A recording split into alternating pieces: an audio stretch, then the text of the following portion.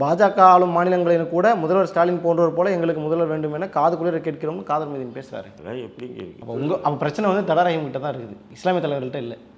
சரி, நான் சொன்ன இந்த குற்றச்சாட்டுகள்லாம் இப்போ நம்ம பார்க்குறவங்கள அவங்க புரிஞ்சுக்குவாங்க. காதர் மைதீன் வந்து ஏன் வயசான காலத்தில் நீ செத்தன்னு சொன்னால் உனக்கு குடி கூட வந்து போய் பள்ளிவாசலில் போய் பிச்சை எடுத்து தான் உன்னை அடக்கம் பண்ண போகிறாங்க. ஏன் இந்த சாகிற வயசில் உனக்கு இது போன்ற ஒரு அற்பத்தனமான ஒரு அநியாயக்காரனுக்கு துணை போகிறீங்க? இதுதான் என்னுடைய கேள்வி. கேட்டால் பாஜக தவிர்த்து உங்களுக்கு அரசியலே இல்லையா?